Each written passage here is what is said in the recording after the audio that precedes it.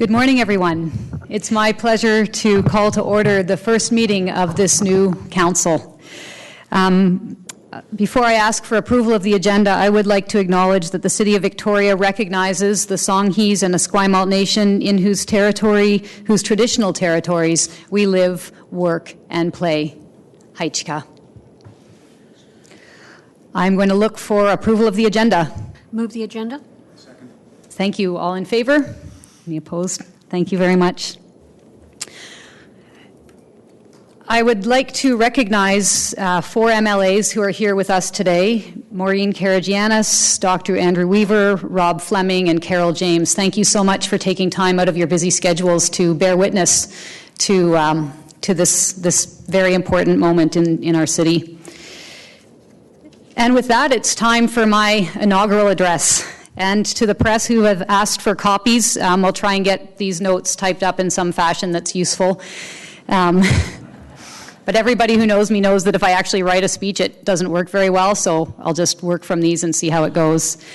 I'd like to begin by celebrating that we are the capital city of British Columbia.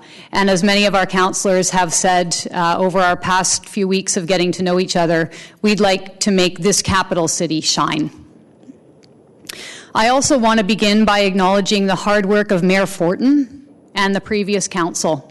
A lot of good work was done here in these chambers and out in the community in the last 3 years, and it's a really, really great foundation for us to build on. So I'm deeply grateful for that work.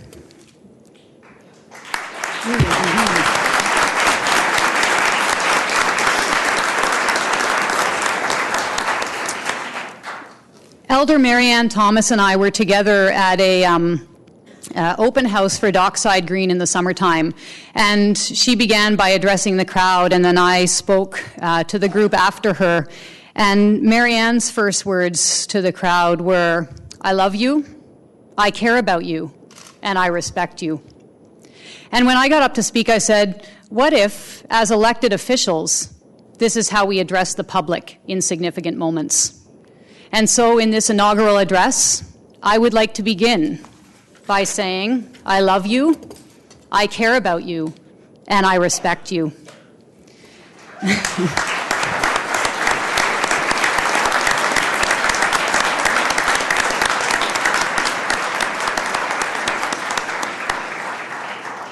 And for me, this really sets the tone for our relationship for the next 4 years. We won't always agree, and I welcome that, but with a basis of love, care, and respect, we can begin to change the tone of us and them to us, all of us, in this chamber and far beyond, working to build the city together. This deep respect and this desire to work together differently leads into the core of my remarks that I'd like to make this morning. And I just want to tell you a little bit about how this speech was crafted. Your council has been already hard at work in orientation sessions for the last few weeks, learning the ropes, learning what all the departments are working on, having tours. We even got to go out on the fireboat. And we're going to post everything that we learned on the website so you can learn it too. And at the end of the day yesterday, I asked the council, got some time tomorrow in my opening remarks, what would you like me to say? And so the core of the speech is really by all 9 of us. And I'd like to talk about 3 things that the council brought to my attention yesterday. The first is meaningful public participation. The second is collaboration. And the third is affordability and prosperity. Meaningful public participation. An underlying value of this council is openness and ongoing opportunities for you to participate. We want to continue to transform this relationship between City Hall and the community, so as I said earlier, we're all part of the us. This means that we're going to be asking for your input early on large projects, and sewage treatment comes to mind. It means that we're going to work with you on a regular basis on neighborhood transportation planning, placemaking, fostering and supporting initiatives that come to us from our small business community, fostering and supporting resident-led, citizen-driven initiatives. Because I think many of us up here, all of us up here, know that you have the wisdom that we need to run this city. Third, and this is really important, we're going to reach beyond those who regularly engage. We saw a 41% increase in voter turnout in the last election. That's more than 7,000 people coming out to vote who haven't voted before or haven't voted in a while. And our job, the job of the 9 of us up here, is to keep those 7,000 people and all of you engaged, not just every 4 years, but throughout the next 4 years. Really important to us to make sure that we're reaching beyond, extending our hands, and using techniques that work for the younger generation, for people who don't normally come into this hall. Our job is to go out and extend the reach of this local government and invite more people in. Second, collaboration. Or, as Mary Ann Thomas said, walking together. I think this is a little bit of a new era in the region, and it already feels a little bit different. There's already talk among municipalities. How can we work together on economic development, housing, transportation, policing? Niels Jensen has called the proposal to get all the mayors together, Mayors Without Borders. He said, Lisa, will you credit me? And I said, Niels, absolutely I will. In addition to informal collaboration, working together and walking together, the public has spoken very clearly on the question of amalgamation. So we need to do 2 things in this regard. We need to continue to make room for people to be part of the conversation. And there's movement afoot to create something called the Greatest Victoria Conversation Project. So I look forward to hearing more about that. And we need to work together across the region to explore options for and studies about amalgamation. And I'm really optimistic that we can cooperate on better cooperation. Yeah.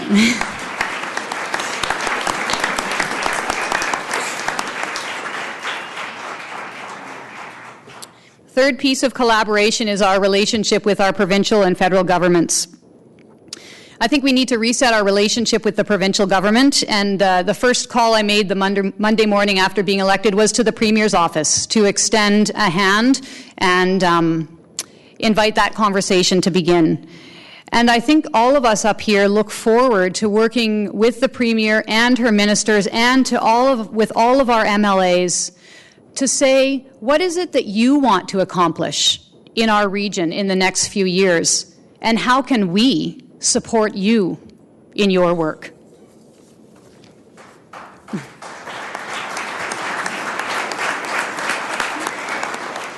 You'll notice most of my, this is, I think, 4th on collaboration, and then I have 5th on collaboration, so this is, I guess, what's getting the meat of my remarks this morning.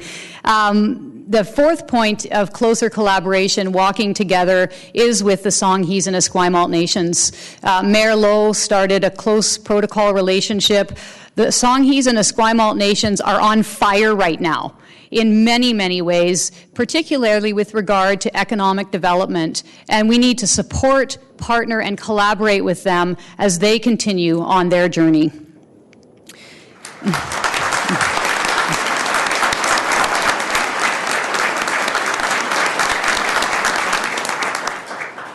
And finally, on collaboration, and this was raised by many of the councillors around the table when I asked yesterday, the collaboration between council and staff. If we can do that well, we can do anything. We have amazing, amazing staff at the City of Victoria, and it's been my honor for the last 3 years as a councillor to work with them. And to me, this is where everything begins. If we get the relationship between staff and council right, respectful, if we all do what we're supposed to do and stay out of each other's ways when we're not supposed to be there, role clarity, keeping governance, and operations, I think we're off to great places. I had the pleasure of speaking briefly at our quarterly staff forum, and what I said to staff was, you are creative and innovative, and we're going to continually look to you for your solutions and your ideas. We're going to stay out of your way so that you can do your job. And most importantly, we have your back.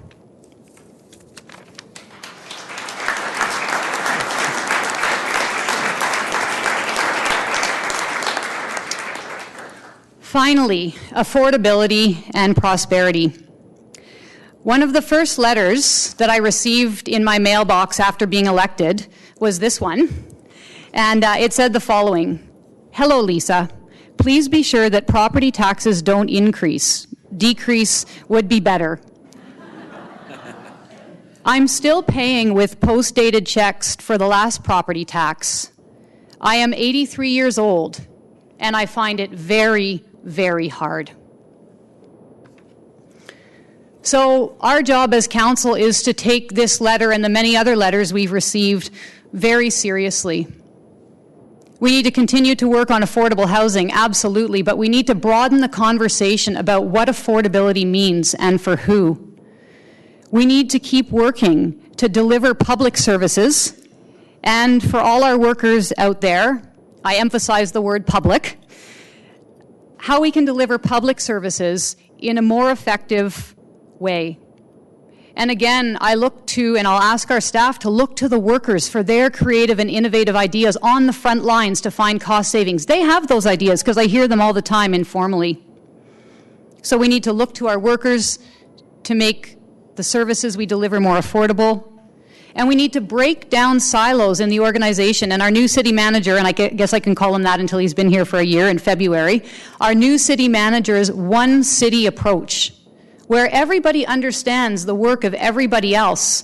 And that's good for morale, but it's also good for effective and cost-effective delivery of services. So I really look forward to seeing us working so that this 83-year-old woman and the 25-year-olds and everybody in this city can have an affordable life.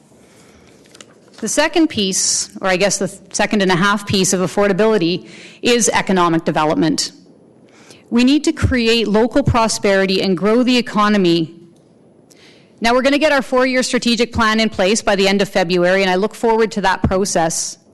For me, a key priority in this plan, and the legacy that I'd like to see this council leave, is that Victoria becomes a place where there's always an opportunity for everyone to prosper, where City Hall is a partner in the creation of local wealth and prosperity. And this means, and this is really important to me, it's not community versus business, it's community and business together, two different sides of the same coin. My final word is to my council. When we were elected 3 years ago, those of us who were here were told, say goodbye to your families, you're not going to see them for the next 3 years. And what I say to you is take the time that you need with your families to be loved and nurtured and held, because it's that kind of love and nurturance and holding that will allow all of us to do a good job together.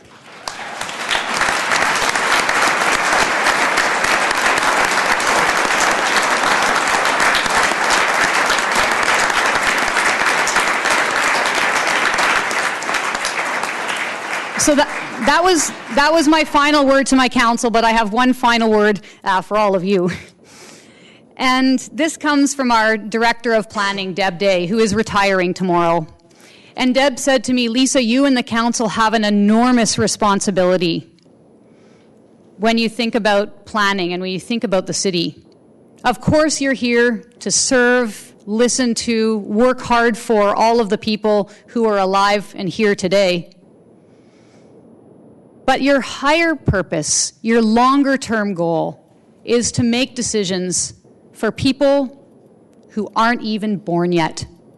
And that's a hard thing to do, to cast our view 30 to 40 years down the road.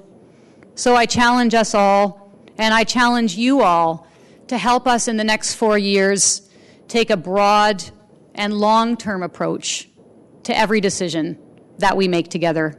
Thank you very much, and it truly is my honor to be your mayor.